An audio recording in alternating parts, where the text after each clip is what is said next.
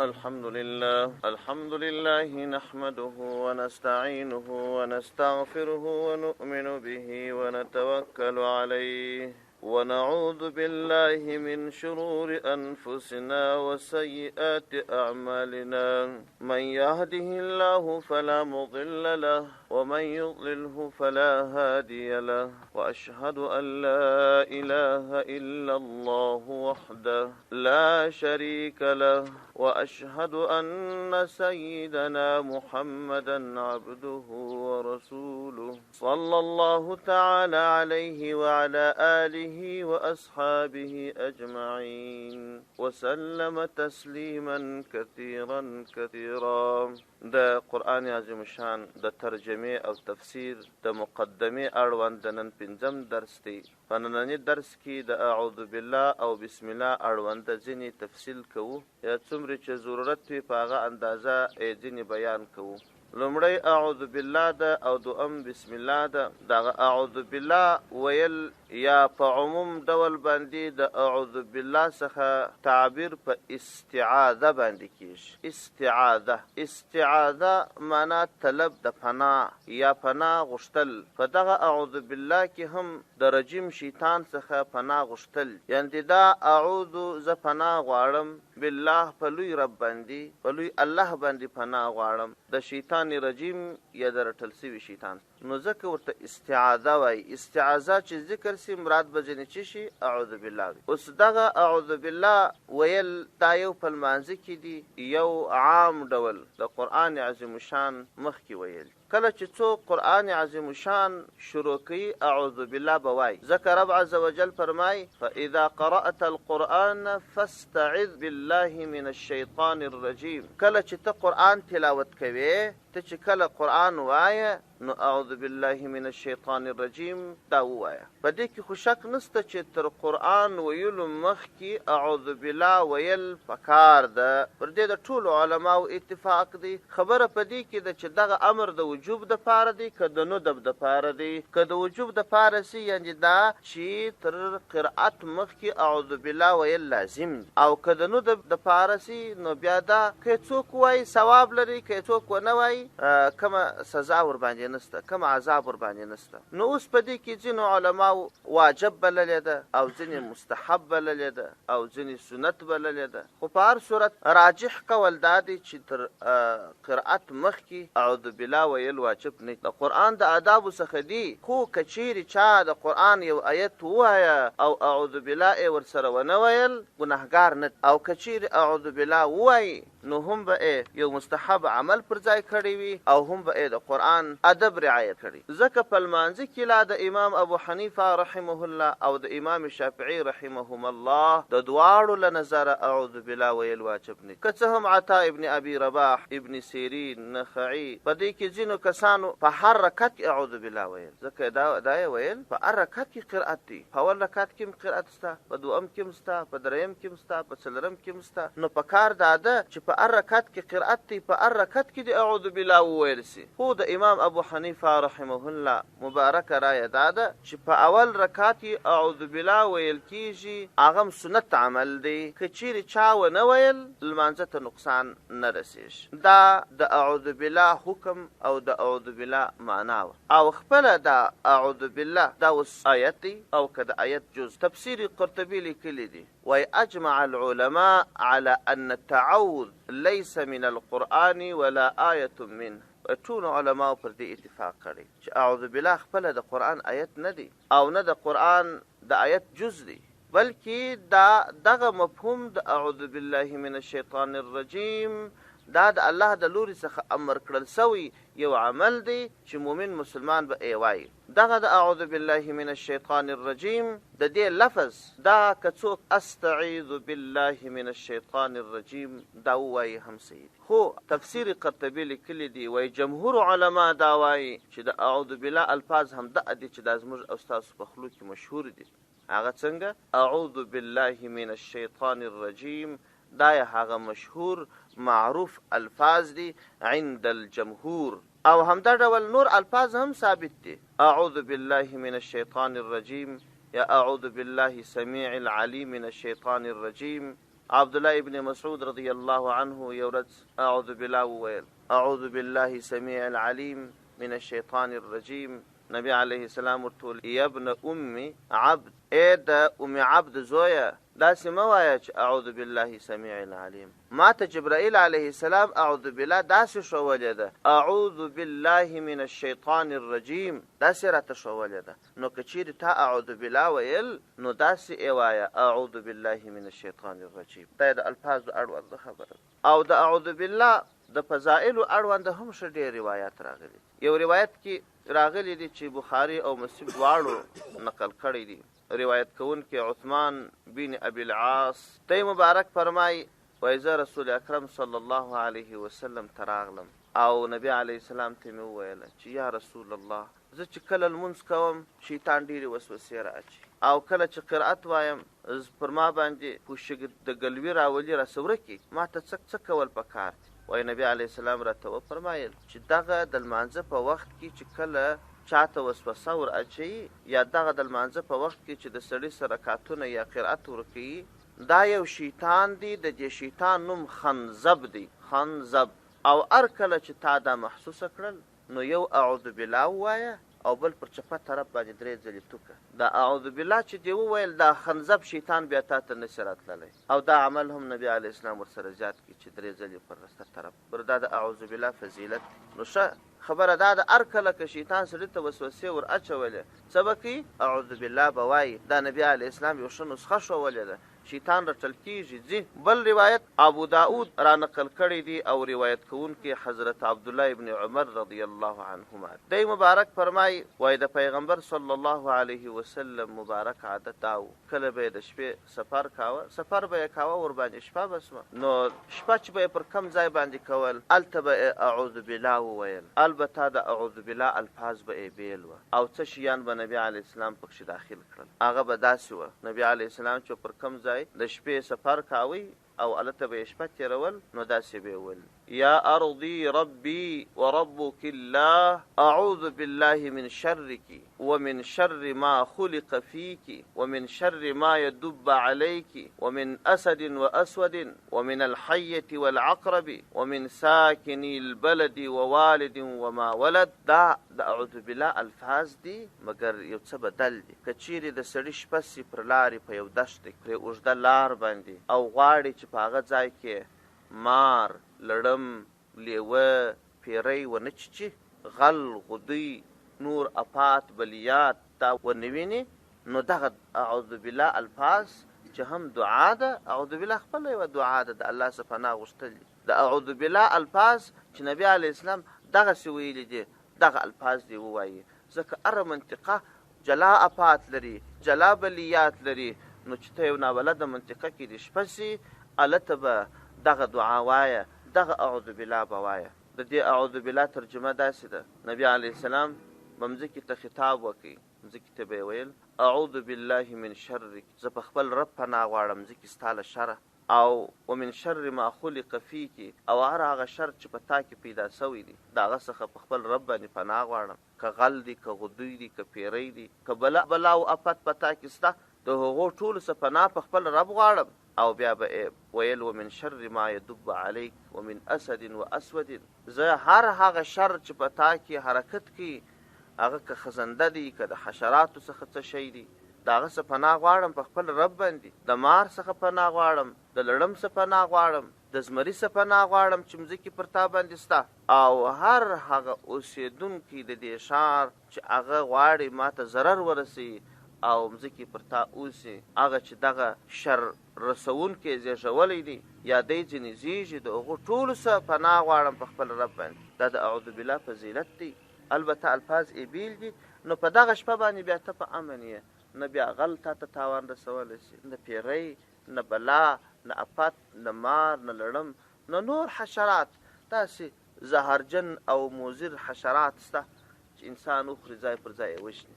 بل روایت خوله بنت حکیم رضی الله عنه کړی دی. دا مبارکه فرمایي وایي ما د نبي علیه السلام څخه اورېدلي دي وایي که څوک هر کور ته ورغلی کله کله سړی یو کور ته ورسي او په هغه کې پیری وي او کله په دښتو په غرونو کې یو ځای ته ورننوځي هلته بلا وي آفتونو مارانو لړمان وي یا غله وي نو وایي که چیرې چا دا کلمات یې وویلې تر څو د دې ځایه ځي الله به یې د هره شر خلاص اعوذ بکلمات الله التامات من شر ما خلق دا م یو ډول اعوذ بالله کلمات یې بدل دغه کلمات که چا وویلې اعوذ بکلمات الله التامات من شر ما خلق الله جل جلاله به دې خلاص حتی که ته یو مظلوم یو ظالم حاکم ور وغوښتلې ستاسې تحقیق و پلټنه کول چې دا ورننوځي دغه کلمات ووایه په دغه مجلس کې به تا ته هېڅ ضرر ونه رسېږي ځینې خلاص به سي خو په هر صورت دا د اعوذ بالله من الشیطان الرجیم فضائل و او همدا ډول په دې اعوذ بالله من الشیطان الرجیم کې دوه الفاظ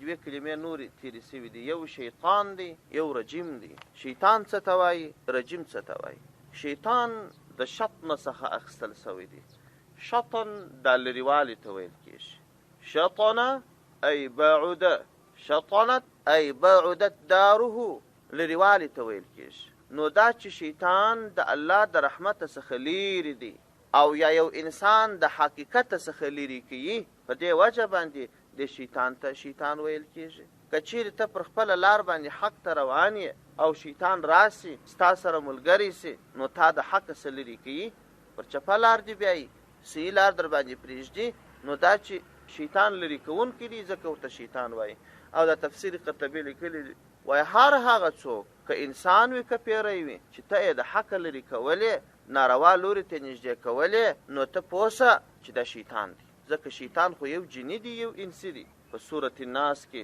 رب عز وجل وخپل حبیب صلی الله علیه وسلم ته فرمایي قل اعوذ برب الناس ملك الناس اله الناس من شر الوسواس الخناس الذي يوسوس في صدور الناس من الجنة والناس اے پیغمبره په اله د خلقو پناه وغواړه رب د خلقو باچا د خلقو د هغه شیطان څخه چې د خلقو په سینو کې وسوسې اچي هغه که د پیري له جنس څخه وي او که د انسان له جنس نو انسي شیطانان هم سته جني شیطانان هم سته نو لہذا هر هغه څوک چې تا د حق لري کوي هغه ته شیطان ویل او بل لفظ په دې اعوذ بالله کې د رجیم راغلی رجیم د رجم څخه اخیستل سوی رجم ویشتلو ته ویل کېږي لکه یو څوک چې بل څوک سنګسارۍ په ډبرو یې ولي نو دغه ته رجم ویل کېږي لکه سورة یاسین شریف کې چې هغه کفار و هغه درو استازو ته وایي لنرجمنکم موږ به خامخا تاسې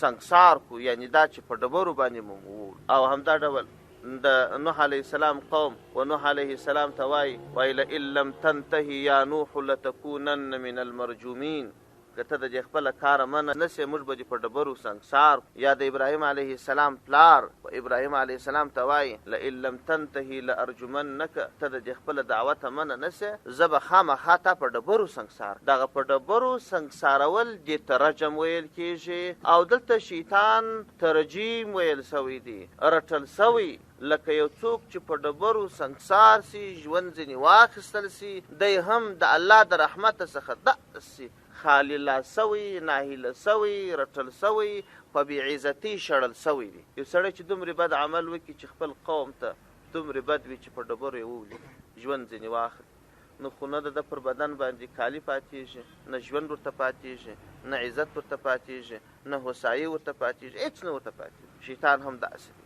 خو په هر صورت دا د رجیم معنا ده اعوذ بالله من الشیطان الرجیم خیر خو چې خبرې را خلاصه کړو یو څو لنډې مسائلې دي دا خبره یقیني ده چې اعوذ بالله ویل دا د تلاوت په شروع کې کېږي مخکې مو وویل خو دا مسله کتابو راوړې ده چې اعوذ بالله په دوو ځایونو کې په لوړ اواز ویل لومړی دا چې کله لوستونکی تلاوت په لوړ اواز کوي نو اعوذ بالله به هم په لوړ اواز باندې وایي نو د اعوذ بالله چې د شروع کړل دا اصلا نو د خلکو ته خبر دی چې چپ سي قرآن ویل کېږي متوجه سي د داسې ډلې په منځ کې تلاوت چې هغوی په تلاوت بوخت وي او د تلاوت پیل وي نور کسان دي تلاوت کوي او د تلاوت پیل دی په دې ځای کې هم کتاب وایي دی اعوذ بالله په زوره باندې ووایي چې خلک متوجه شي. او اعوذ بالله په څلورو ځایونو کې په ټیټ اواز یعنی قرار اواز ویل مستحب دي. دا خو هغه ځایونه دي چې په زوره باندې ویل کېدل. دا دوه ځایونه په څلورو ځایونو کې بیا قرار که ووایه مستحب دي. په کوم ځای کې چې تلاوت کوونکی تلاوت قرار کوي په دغه ځای کې اعوذ بالله قرار ویل مستحب. دوهم که لوستونکي تلاوت په لوړ اواز کوه خدای څوک نه و چې غوږ ورته کښېږدي اعوذ بالله قرار ویل مستحب. دریم په لمانځه کې چې تلاوت کوونکی تلاوت پیلوي اعوذ بالله به قرار وایي. او که تلاوت کوونکی د یوې ډلې په منځ کې تلاوت پیلوي او دی په خپل تلاوت کې د لومړي ځل لپاره تلاوت نه وي پیل کړی دا یې دوهم واري وي تلاوت یې کاوه مابینځ کې اوبه وچښلې یا یو بل کار وکړي بیا یې تلاوت شروع کړي دوهم واري اعوذ بالله دې قرار ووایي په زوره ویل لازمي نه دي. که کوم تلاوت کوونکی چې د تلاوت د یو عذر له امله بند کړي لکه ترچۍ ټوخی او داسې نور نو دی به د تلاوت د پیلېدو دپاره بیا اعوذ بالله نه وایي هغه اعوذ بالله چې مخکې ویلې د هغه صحیح ده. او که چیرې داسې یو کار وکړي چې هغه طبیعي ضرورت نه یو څوک راغلی سلام یې ورته ووایه ده وعلیکم السلام ورته ووایه خبرې ورسره وکړلې بیا یې تلاوت شروع کوئ دلته به اعوذ بالله وایي. هلته چې دلته ترچۍ ټوخی او داسې نور شیان چې ورته پېښ سو هغه طبیعي شیان وه دوهم وارې اعوذ بالله نه قرار نه په زوره ځینې غوښتل او په دغه ځای کې به دوهم وارې اعوذ بالله وایي. خو په هر صورت دا د اعوذ بالله اړونده خبره وه. د بسم الله اړونده هم یو مختصره خبره کوم نو نور د مقدماتي درسونه انشاء الله خلاص دي. سبا به د سورة فاتحې تفسیر شروع کوو انشاء الله. د بسم الله الرحمن الرحیم اړونده ډېر فضائل راغلي دي. د پیغمبر صلی الله علیه وسلم څخه روایت دي هر هغه څوک چې هر نیک کار هغه که تلاوت وي هغه که لمونځ وي هغه که د دنیا د خیر کار وي بسم الله به یې په سر کې وایي بسم الله الرحمن الرحیم. بس یو د خیر کار چې شروع کوې بسم الله پکښې وایه که دې بسم الله پکښې وویل دار د خیر کار په شروع کې هغه کار به کامیاب وي. روایت کې راځي عبدالله ابن مسعود رضی الله عنه روایت کړی دی دی مبارک فرمایي من اراد ان ينجيه الله من الزبانية 19 فليقرأ بسم الله الرحمن الرحیم. الله جل جلاله په قرآن عظیم شان کې 19 ملائکې یاد کړي دي علیها 19 هغه سخت اور یې یاد کړی دي او بیا یې ویلي دي چې پر دې باندې 19 ملائکې د الله د لوري څخه ولاړې دي او ډېرې سختې ملائکې د دغه سختو ملائکو څخه که څوک ځان خلاصول غواړي عبدالله ابن مسعود رضی الله عنه فرمایي وایي بسم الله الرحمن الرحیم دی وایي ځکه دا بسم الله الرحمن الرحیم 19 حرف دي او هغه ملائکې هم 19 دي د دې هر حرف برکت دی الله جل جلاله د هغه ملائکې څخه خلاص. هغه ډېرې خطرناکې ملائکې دي. مومن مسلمان عاجز انسان د دومرې قوي او وحشتناکه بې زړه سویه ملائکو د عذاب توان نه لري. که څوک بسم الله وایي د هغه ملائکو څخه به الله جل جلاله خلاص. او همدا ډول د دغه بسم الله اړونده هم خبرې سوي دي چې بسم الله الرحمن الرحیم دا بشپړ آیات دي که د آیت جز ټول علما پر دې باندې دي چې د آیات نه بلکې د آیت جز په قرآن عظیم شان کې چې الله جل جلاله د حضرت سلیمان علیه السلام واقعه بیانوي سلیمان علیه السلام و بلقیس باچا ته خط ولیکي د خط په شروع کې داسې ورته ولیکل انه من سلیمان و انه بسم الله الرحمن الرحیم. دغه بشپړ آیات دي د یوازې بسم الله الرحمن الرحیم د جز د آیت دي او دا بسم الله الرحمن الرحیم په دې کې هم علماو دا اختلاف کړی یو بسم الله الرحمن الرحیم تر هر صورت مخکې ویل د باندې د لمانځه یو بسم الله الرحمن الرحیم دا په هر لمانځه کې قرار ویل او یو دا وی چې یو څوک تراویح کوي هلته بشپړ قرآن وایي نو دی خو په د اول سر کې بسم الله ووایي د دې نورو صورتو په سر کې خو بسم الله نه وایي هلته به څنګه کوي. دغه درې واړه مسایل زموږ د مذهب علماو داسې څېړلي. قرآن عظیم شان 114 سورته دی د ټولو صورتونو په سر کې بسم الله ویل حتمی دي یوازې سورة برات د دې په سر کې بسم الله نشته. سورة برات چې راواړی دلته په قرآن عظیم شان کې لیکلې هم نه ده او ته چې کله سورة انفال خلاص کې سورة برات شروع کوې هم به بسم الله نه وایه. دا چې د دې سورة برات په سر کې بسم الله نشته دا پاته 114 سورتونه د ټولو په سر کې بسم الله لیکلې ده او کله چې ته یې وایې تلاوت یې کوې د هر صورت په سر کې به یې وایه وینې چې د باندې د لمانځه یې دننه د لمانځه حکم بیل دی هغه وایه د باندې د لمانځه چې ته تلاوت کوې د هر صورت په شروع کې به بسم الله وایه یوازې د سورة برات په شروع کې به یې نه وایه. دا چې د سورة برات په شروع کې بسم الله ولې نه ویل کېږي ډېرې وجوهات علماو بیان کړي. یوه وجه دا بیان کړې ده چې بسم الله الرحمن الرحیم دا نجات دی دا رحمت دی لکه مخکې چې مو په فضیلت کې هغه یو حدیث ووایه عبدالله ابن مسعود رضی الله عنه فرمای من اراد ان ينجيه من الزبانية 19 فليقرأ بسم الله الرحمن الرحیم. چا که دا خوښ وي چې د دې 19 ملائکو څخه ځان خلاص کړي چې الله په قرآن کې یاد کړي دي، بسم الله دې ووایي. نو بسم الله د امان زیری دی، د نجات زیری دی، د الله د رحمت زیری دی. او په بشپړ سورة برات کې یوازې و کفارو ته د عذاب اعلانونه دي، د دې سره د عذاب وعدې دي. دلته د کفارو لپاره امان نسته. نو چون امان نسته، ډیره سختی په دې صورت کې د کفارو سره سوې ده. په شروع کې بسم الله الرحمن الرحیم بیخي ځین ایسته سوې ده، ځکه دا د امان دپاره دی، د نجات دپاره دی، د ترحم دپاره دی. او په دې صورت کې و دوی ته یوازې او یوازې د عذابونو اعلان سوی. او یو قول دا هم سوی دی چې دا سورة انفال او سورة برات دواړه یو صورت دی. خو په هر صورت که څوک د لمانځه د باندې قرآن عظیم شان تلاوت کوي، نو څه به کوي؟ د هر صورت په شروع کې به بسم الله وایي. او که چیرې سړی په لمانځه کې وي، نو په لمانځه کې په دې اول رکعت کې بسم الله ویل سنت. که دې چیرې فرض کول 4 رکعاته، په اول رکعت کې بسم الله ووایه د ټولو رکعتونو بس. 3 رکعاته واجب دي کول د ټولو رکعتونو دپاره دغه یوه بسم الله بس ده. خو که دې نفل کول په اول رکعت او دریم رکعت دواړو کې به بسم الله وایه. نفل چې دې کول په اول رکعت کې دې بسم الله وویل، 2 رکعاته دې بشپړ کړل، دریم رکعت چې ولاړ سوې بیا به بسم الله وایه. دا خو د لمانځه حکم. او په لمانځه کې که څوک ډېر سورتونه وایي، نو د ډیرو سورتونو اړونده زموږ په مذهب کې دننه د علماو یو قول دا دی چې دا بسم الله د هر سورت جزء سورت ووایه، بسم الله دې ورسره ونه ویل، نو ته پوه سه چې دغه آیت دی دا سورت دی نیمګړی ویلی. خو مفتابه قول دا دی چې په لمانځه کې څوک قرآن عظیم شان ختموي، په ټول قرآن کې دی یو ځلې بسم الله په زوره ووایي، نور ځایونه دې نه وایي. لکه په دا تراویح کې چې حافظ صاحب ختم کړي، د شروع بسم الله خو وایي، بیا چې دا سورتونه څو دانې په یوه رکعت کې ووایي، دا لنډ لنډ سورتونه خو ډېر ویل کېږي. په دې منځ کې بسم الله نه وایي، خو په آخره سپاره کې چې آخر سورتو ته ورسېږي یو وار یې په زوره ووایي. یو وار چې ووایي کفایت کوي د ټولو دپاره. دا زموږ د مذهب دا د اعوذ بالله او بسم الله اړوند ته لنډ احکام وه. کنه مسائل د بسم الله بیخي ډېرې دي. سړی صورت د منځه شروع کړي، نو بسم الله به څنګه کوي؟ صورت په شروع کې ویلې او مابینځ کې قطع کړي، بیا یې تلاوت شروع کوي. مسائل او احکام استه خدای هغه ضروري اړونده بسم الله اړونده ضروري احکام وه.